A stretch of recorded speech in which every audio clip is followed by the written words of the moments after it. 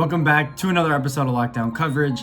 If you guys are new to the channel, my name's Daniel. On today's episode, I'm covering your Miami Dolphins. Today's Saturday, one day away from game day. Of course, the Dolphins are playing the Bills in week 2 of the season. First things first, I wanted to cover some news coming into this week, coming into tomorrow's game. Some players that are injured, and when I say some, it's really only one really important one, and that's wide receiver Devontae Parker.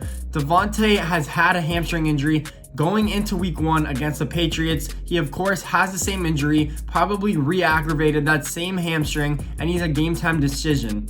What would you ask me if he actually plays? I would be worried if he plays because I know Devontae has always had trouble with injuries. I don't want him re-aggravating that hamstring and being out for several weeks. That is easily a possibility for Devontae, and I want him healthy for the season because without him, our wide receiver unit is slim. And people said that losing Albert Wilson and Allen Hurns wasn't that big of a deal, but now look at it. We played probably one of the best secondaries in the league last week in New England, and what did we do against them? Probably nothing. Devontae Parker did have 4 catches for 50 yards, but that's pretty much all he put up. Preston Williams only had 2 catches. We couldn't have any receptions out of the backfield. Mike Gesicki struggled mightily against the linebackers that probably were their second string because a whole bunch of players still opted out, and New England still looked like they did not miss a beat. So for New England to do that against these pass catchers in Miami, it kind of worries me a little bit, and it kind of makes me want to say, don't play Devontae this week because we desperately need him for the future. Other than that news, that's probably the only injury news I have to talk about. I want to get into the matchups for week 2 against the Bills. The Bills also have 2 key injury concerns on their stud defense, and that is both of their middle linebackers, Edmonds and the other guy, I'm not sure his name, Molino.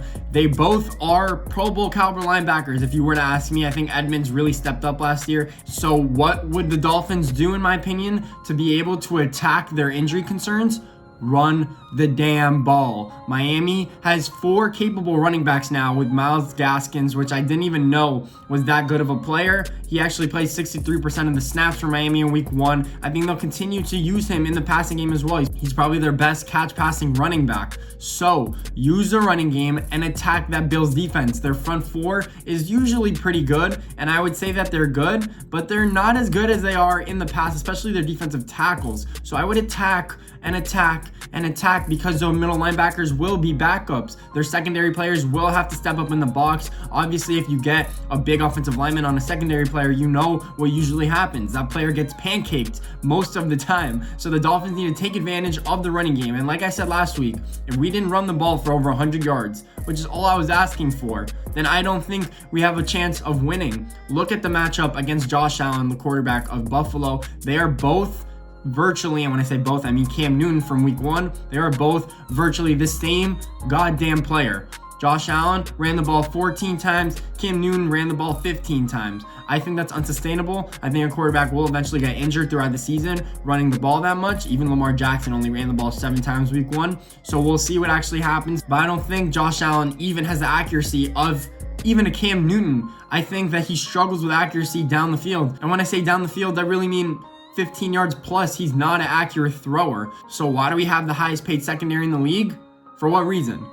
Man up one-on-one against our wide receivers. They have Stephon Diggs and John Brown and of course Cole Beasley, but man up. You have the cornerbacks that could actually cover them if you needed to, and blitz the quarterback. Blitz. I want blitzes supreme. That is what I want for our defense. I don't want them to be able to start the run. That way, if they're only in passing down situations or if they're behind at any point by more than a touchdown, they're going to have to throw. Let Josh Allen beat you with his arm, and if he can't do it, then that is the primary thing to do. It's blitz. Don't let them start the running game and make him beat you with his arm. If he has 400 yards and 3 touchdowns and an interception, and they win the game, then I think you did your job. If let's say they only have 95 yards rushing, then that is what it takes to actually win the game and put yourself in a position to win the game. Also, because they're throwing a lot, I think that they wouldn't be able to dominate time of possession like New England did. That tired out our defense. That was a big if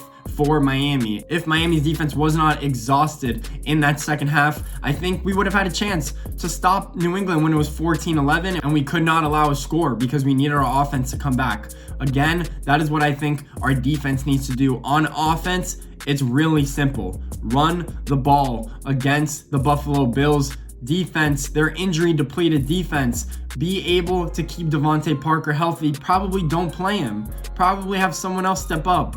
Have people or have trick plays. Maybe we need extra trick plays. We did that with Adam Gase when we had no primary source on offense. We ran trick plays and it worked pretty well with Albert Wilson, with Jakeem Grant. We have speedsters. We have gadget players. That's what you use them for. If you really need a big body wide receiver, we still have Preston Williams, who I think is still not fully recovered from his ACL tear, but I still think that he's a top wide receiver in my eyes. He was obviously going up against Stephon Gilmore when Devontae Parker went out of the game week 1. So he's going to have a tough matchup, and he still put up decent stats. So Preston Williams needs to perform better, in my opinion. Obviously, the Bills have Tre'Davious White, probably one of the best cornerbacks in the league, also got paid. So Miami, run the ball. Ryan Fitzpatrick cannot have 3 interceptions.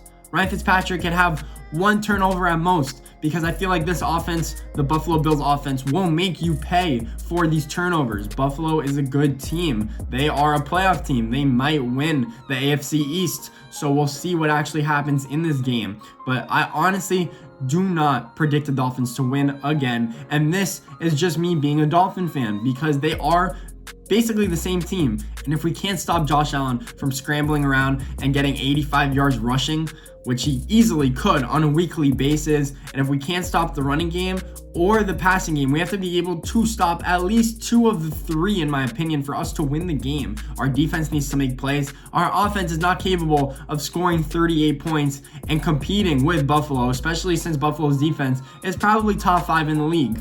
So that's just what I have to say. For my realistic Dolphin fans, I do not have us winning. I would probably say the score will be 31-20 if I had to guess. I think Miami's defense held up pretty well against New England, but now this Buffalo Bills offense is a better offense. They have a 2 running back system and probably the best all-around wide receiving core in the NFL. So unless you force Josh Allen into a bunch of turnovers, he also has a legit fumbling issue. So make him fumble the ball. Maybe you'll have a chance. We need our defense to step up, and our offense needs to at least score 27 points. Like, that is the least, I think, for us to win, because Buffalo's offense can compete with us and can keep up. So we'll see what actually happens in the game, but I do not have the Dolphins winning. If you guys like this video, please make sure to leave a thumbs up and subscribe. Of course, at the end of the day, go Dolphins, but we're playing the Bills, and we have not had success against the Bills. They've won the last 4 out of 5 matchups, and the one we did win was Josh Allen throwing the ball away and Charles Clay actually dropping the game-winning touchdown. I don't know if you guys remember that game, but I was actually at that game. Go Dolphins. Please win this week. I have faith in you guys. Turn the ball over. Make Josh Allen turn the ball over. Let's go, Fins. Thanks for watching, guys.